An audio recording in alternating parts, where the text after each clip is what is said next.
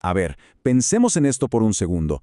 ¿Y si gran parte de lo que aprendimos sobre historia en realidad estuviera incompleto? Bueno, de eso justamente vamos a hablar, de cómo podemos reescribir el pasado para contar una historia mucho más grande y sobre todo más justa para todos.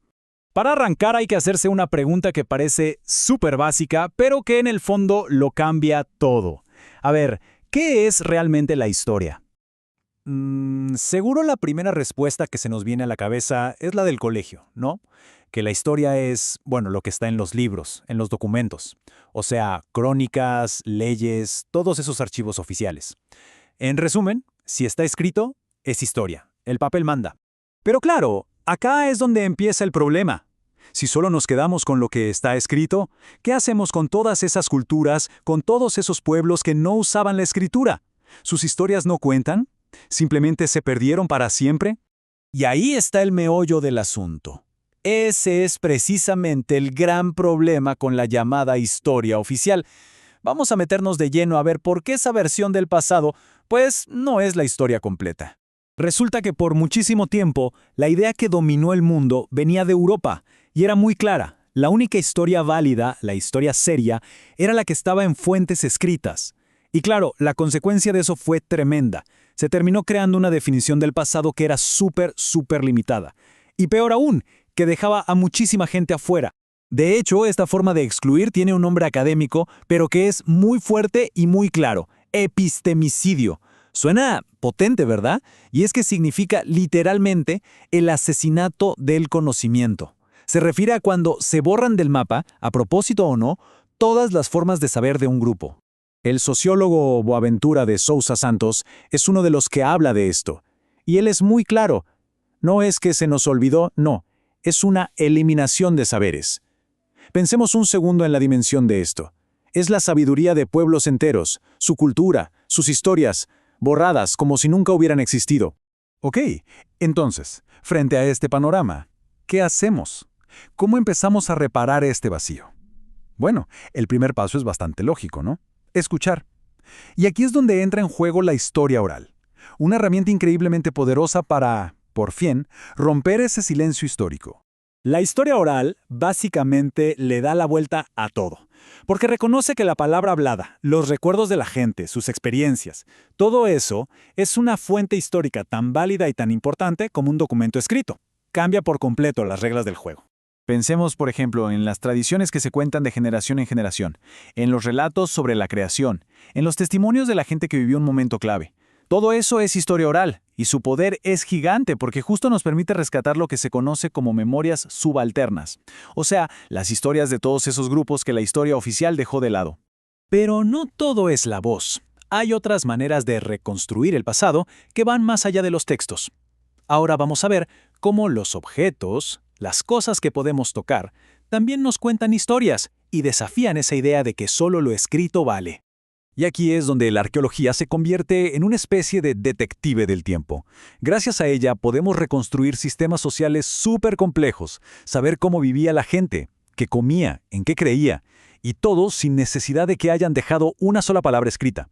Esto literalmente hace pedazos esa vieja idea de que si no hay escritura, no hay historia.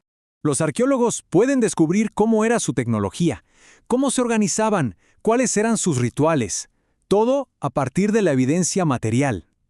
Un caso espectacular es la sociedad de Tiwanaku.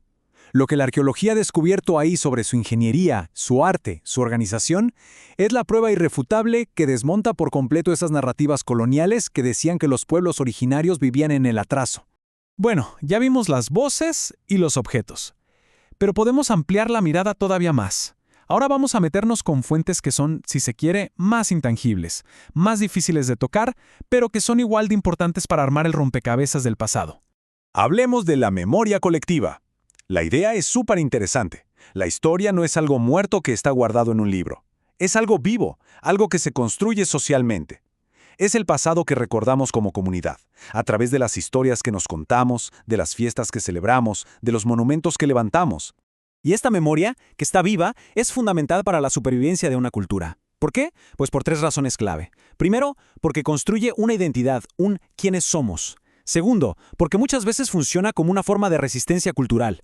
Y tercero, y quizá lo más importante, porque se asegura de que todo ese saber pase a las nuevas generaciones. Y esto conecta directamente con otra fuente de conocimiento gigantesca, las cosmovisiones indígenas. Ojo, es súper importante entender esto. No estamos hablando de simples leyendas o mitos. Estamos hablando de sistemas filosóficos completos, súper complejos, que sirven para interpretar el mundo, el universo, la vida. Son en sí mismas otra fuente histórica vital. Para que se entienda bien la diferencia, pensemos en algo tan básico como el tiempo. Para la visión occidental, el tiempo es una línea recta, una flecha que va del pasado al futuro y nunca vuelve. En cambio, para muchas cosmovisiones indígenas, el tiempo es más como una espiral. Es cíclico, las cosas vuelven pero de otra manera. Y todo está conectado. Las estaciones del año, los ciclos de la vida, la comunidad, es otra forma de entender la existencia.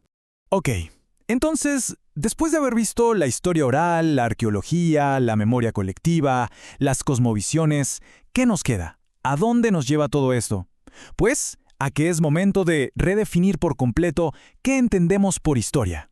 La historia no es una colección de hechos objetivos que están ahí, esperando a que alguien los encuentre. No, la historia es una construcción social, algo que hacemos entre todos. También es una interpretación, y es clave entender que siempre se interpreta desde algún lugar. Y quizá lo más importante, la historia es un campo de disputa, un lugar donde se pelea por el poder de contar el pasado. La conclusión entonces es bastante clara. La historia que llamamos oficial ha sido selectiva, siempre. Ha elegido qué historias contar y, por lo tanto, a quiénes dejar afuera. Así que la única salida para tener un panorama real completo es apostar por una historia plural, intercultural, una historia donde quepan todas las voces. Y que no se piense que esto es solo una discusión académica. Para nada.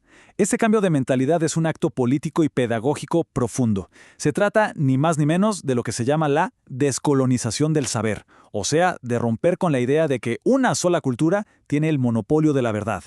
Y todo esto nos deja con una pregunta final, una que queda resonando y que quizás es la más importante. Si aceptamos que la historia no se descubre, sino que se construye, entonces la pregunta del millón es, ¿quién tiene el poder de definir qué es y qué no es historia?